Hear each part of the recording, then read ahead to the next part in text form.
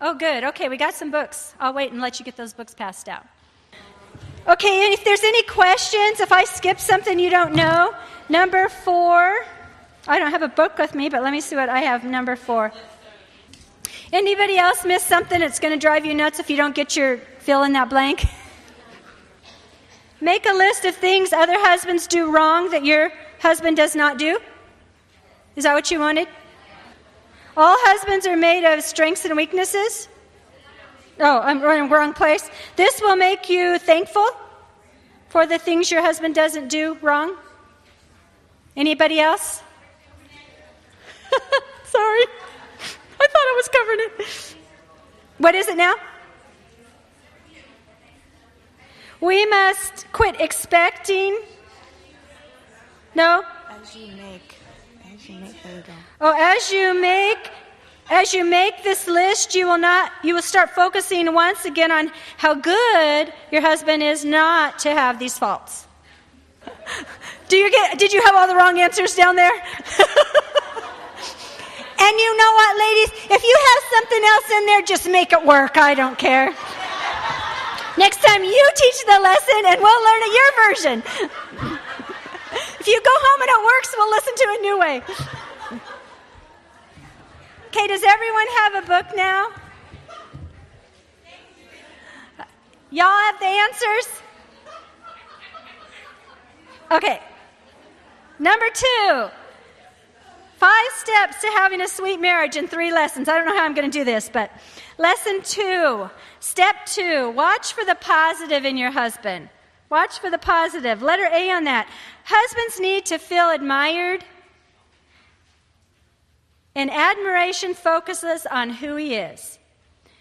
I'm going fast because I'm afraid I'm not going to get this all done, but I will try to slow down because I know if I go so fast and all you're worried about is what word comes next, you're not listening to me anyway. Letter A, husbands need to feel admired. Admiration focuses on who he is.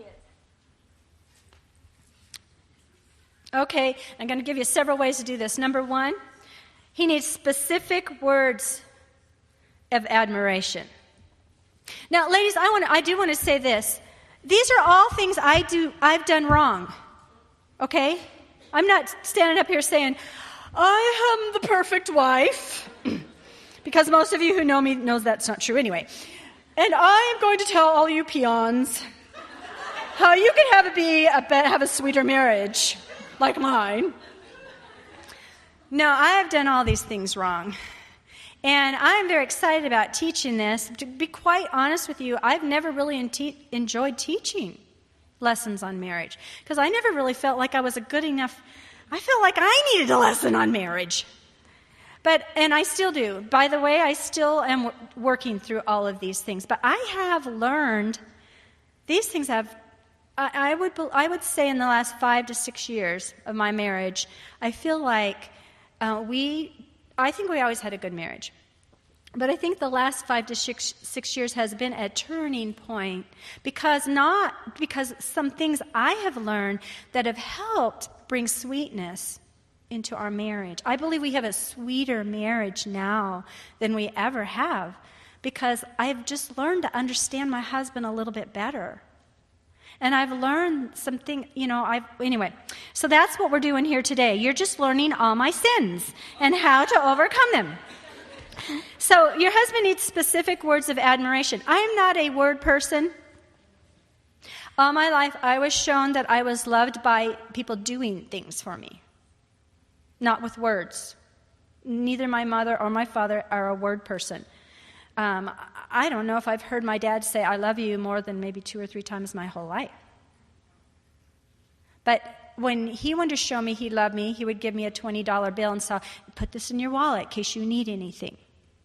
That was my dad's way to say he loved. So I was raised in a family of people who you do things. That's how you show your love. My husband is a word person. And he just talks, a lot. My husband talks. He's the talker. And he knows just the right, he says words. And because of that, that's how he wants to be loved, with words. He wants me to say specific words of admiration. That's hard for me. For instance, I could say, you're a great guy. That's a big effort. But you know what? He needs me to tell him specific ways he's a great guy.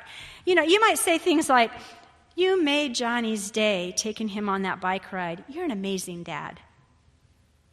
Specific words. Or maybe your husband's out mowing the lawn. You go outside and say, our front yard is beautiful. I'm so proud to have you as my husband. Specific words. And all those lists that I told you to make, they'll help you.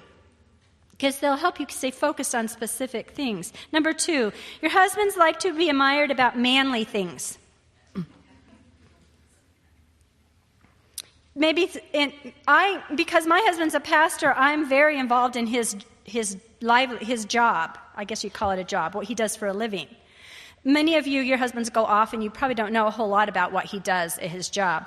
But for me, my husband, I could say, that was a great sermon. And that, again, takes a lot of effort on my part.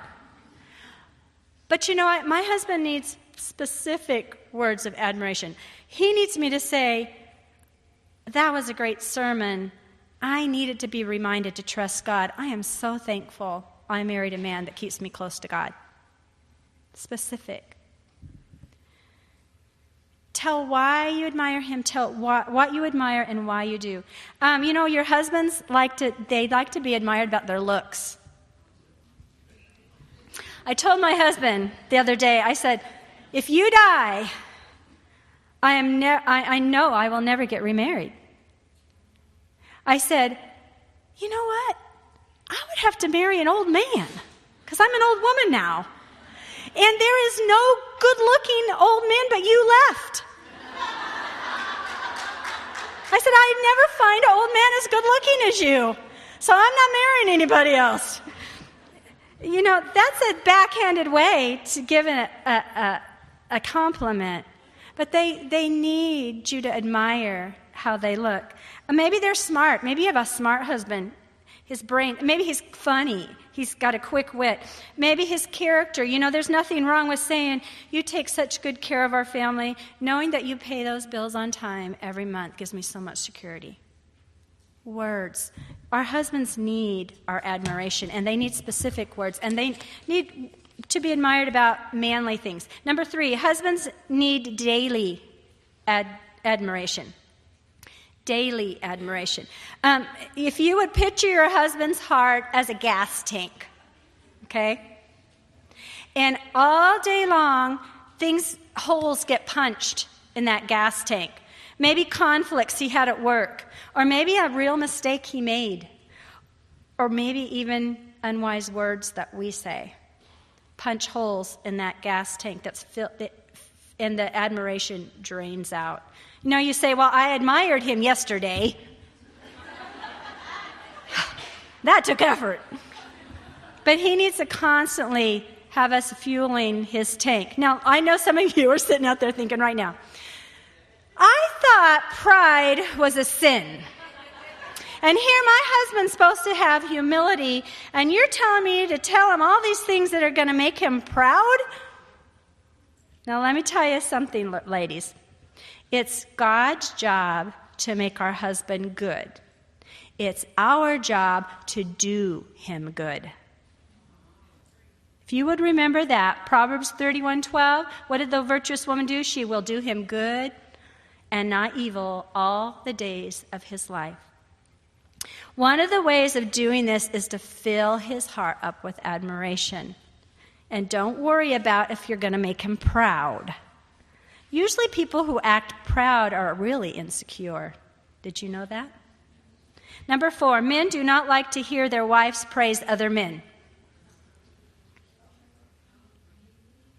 Men do not like to hear their wives praise other men. Women are tempted, sometimes, I don't know if you've ever done this, to brag about other men hoping that their husband will get it. She says foolish things like, Steve has a date night each week with his wife. Isn't that sweet of him? Hint, hint. Or, how Steve fuels and washes his wife's car each week? He treats her so good. Hint, hint. You know what she's doing? She's actually just pushing him away. Men do not like to hear that. An author put it this way: men have a natural competition between themselves to see who is the biggest rooster in the chicken yard. Your husband doesn't need you commenting on how wonderful the other roosters are. He needs you to point out how wonderful you think he is. Number 5, men must not let resentment keep us. We must not let resentment keep us from making our husbands feel admired. Ladies, we are married to men that are not perfect, and they do hurt us sometimes because they don't understand us either. And believe me, we're a lot harder to understand than they are because we don't understand us either. And what we wanted yesterday is not the same thing that we want today. If we focus on that hurt, resentment will come in and will cause us to forget all those good qualities about our husband. Proverbs 31:26 says, "She openeth her mouth with wisdom, and in her tongue is the law of kindness." Kind words of admiration will draw your husband to you. It will bring sweetness into your marriage. When he feels accepted, when he feels admired, you're going to have a whole new husband. But all these lists I've been telling you about from that previous lesson and from this lesson, that are going to help you think of specific things to admire about him. Number 6, praise is the main trick that evil women use to lure men into sexual unfaithfulness. And I want you to think about this, ladies. The strange woman in Proverbs 7 says, "And behold, there met him a woman with the attire of a harlot and subtle of heart. So she caught him and kissed him, and with an impudent face said unto him, I have peace offerings with me this day, and I have paid my vows. Therefore I came forth to meet thee, diligent to seek thy face, and I have found thee." You know what she's saying? You're amazing. I've been waiting. I've been looking, and I found you. And you know, most men are so starved for admiration. That's a temptation. And any woman who will fill his heart up with admiration finds a place in his heart. And we need to remember that. Letter B, husbands also need to feel appreciated. Appreciated. Now, admiration focuses on who he is. Expressing appreciation is praising him for what he does. So this is a little different. For example, you admire your husband because he knows how to fix just about anything. But you appreciate the fact that he puts gas in your car. You admire him because he's smart with money. But you appreciate that he comes home tired from work and still plays with the kids. See the difference? It's extremely common for wives to focus on the negative and what their husbands don't do, and to take for granted all the things that he does do. And if we live this way, we will not be able to meet your husband's need to be appreciated. Number 2, tell your husband what you appreciate and why you appreciate it, just like the admiration. Tell him what you appreciate and why you appreciate it. Number 3, as we watch for the positive and quit focusing on the negative, we're going to find many things to admire and appreciate. And you will totally change the spirit of your home. Step 3, and then we're going to have, we'll have a break after this one. Express interest in his life. Are you doing okay? Doing okay out there? Okay. Oh, you missed them?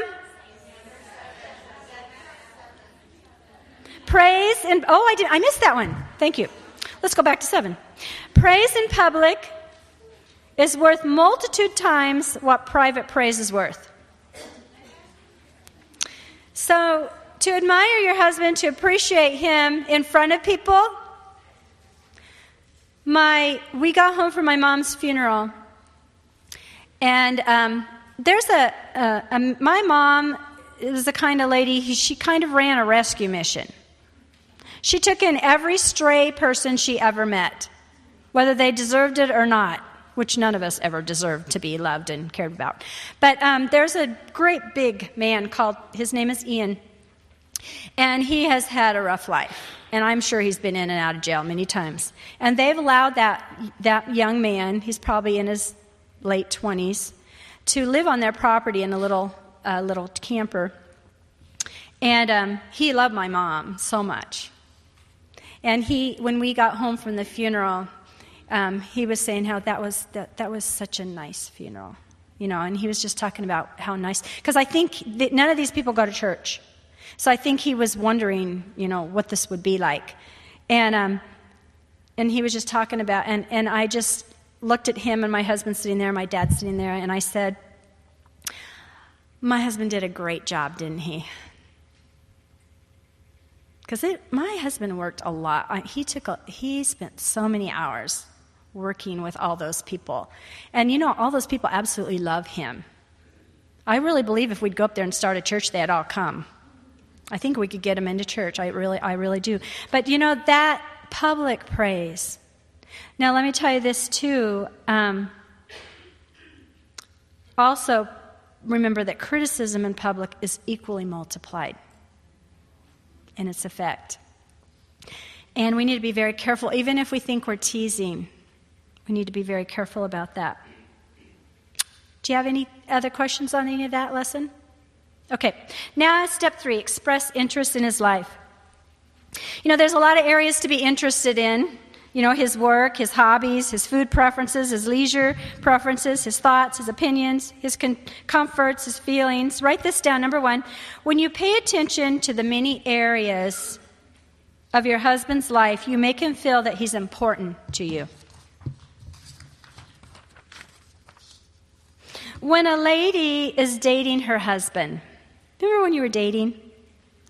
She pays close attention to all these details, okay? She knows his favorite color, what food he likes, what's his favorite restaurant, what kind of clothes he likes to wear, the movies, the music. She's interested in his activities, what he does and where he goes. I wonder where he is right now. I wonder what he's doing right now. Remember that? She's interested in his dreams when he talks about what he's going to do someday. And then after she gets married, she's interested in home decor, furniture, her church work, children, her hair, her weight, her wardrobe. Right? Kind of just makes a little change there. And you know what? Your husband could really start feeling like your only interest in him is how much money he brings home each week and how many things in the house he can fix for you. And that's about all that you're interested in anymore. So let's be really careful to express interest. Number 2, listen to your husband. Now, ladies, I'm just telling you, these are areas I've struggled in, areas I've had to work in. Someone explained listening as a ping pong game. Okay?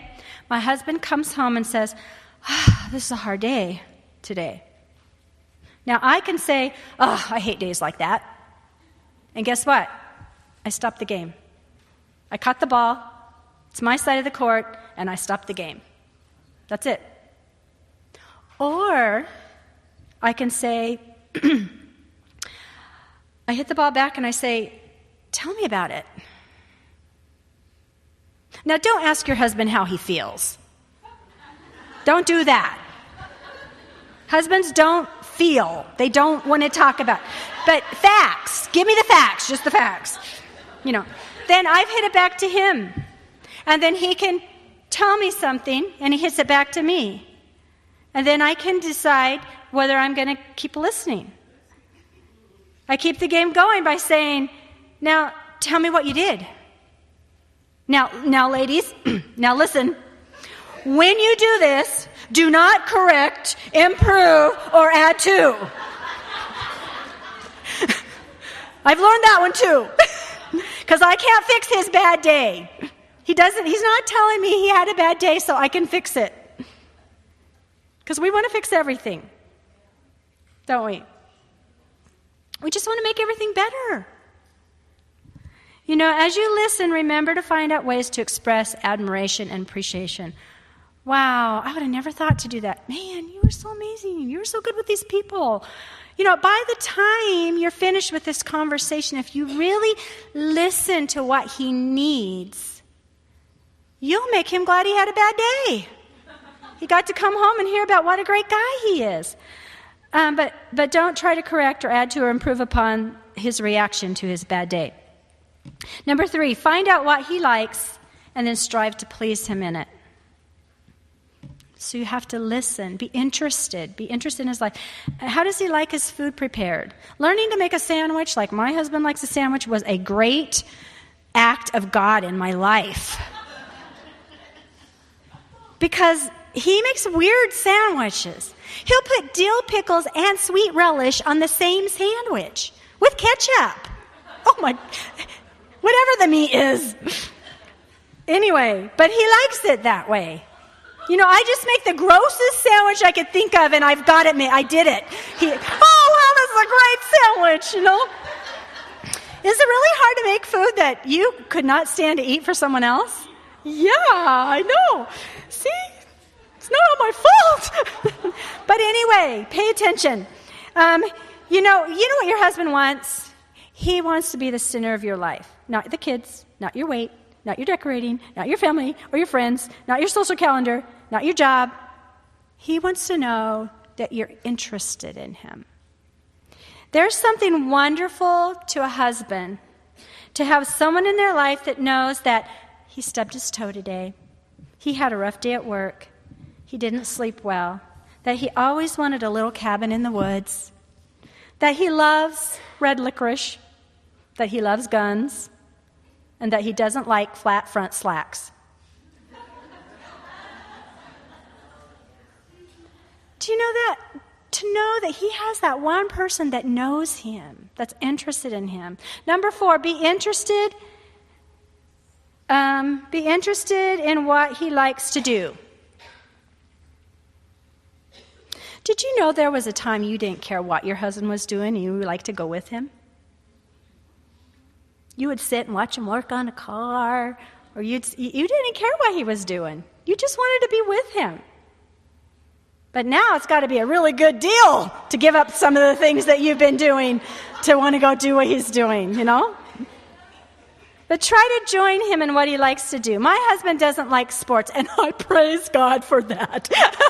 I never grew up watching sports on TV. I just think it's the biggest waste of time there ever could be. How long does only 2 more minutes in the football game, 3 hours later. But if he did, I would need to learn how to sit there and enjoy a game with him. Get a good book. I don't know. Does your husband like to shoot guns? Does he like to go to gun shows? Camping, to the beach, hiking? Don't stop playing together. Just don't stop doing that. Keep interested in what he likes to do. Remember, number 1, don't focus on what he does or does not do for you. Let God take care of that. You do your part, and you trust God to give you the husband that you need. When you are doing your part, your husband will be so open to listening to you when you talk to him about what you need, because you would have filled him up. When you have a husband who his needs are met, he is very open to meeting your needs. You have created so much love and affection in his heart. Number 2, when a husband does not feel accepted, admired, appreciated, or very important to his wife, he's not real motivated to meet her needs.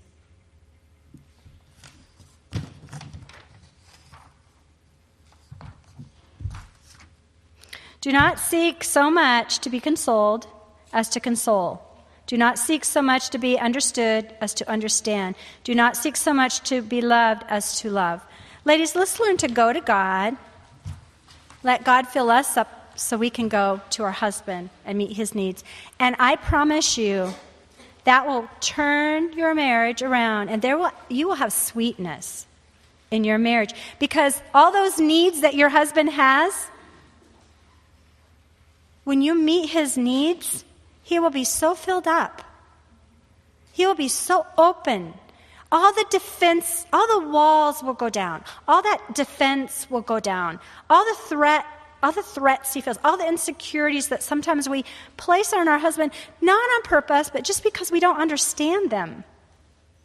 That will all go down, and there will be an openness there that you've never had before. Anybody miss anything there? I did good that time. Slow down on that one. Okay, so you're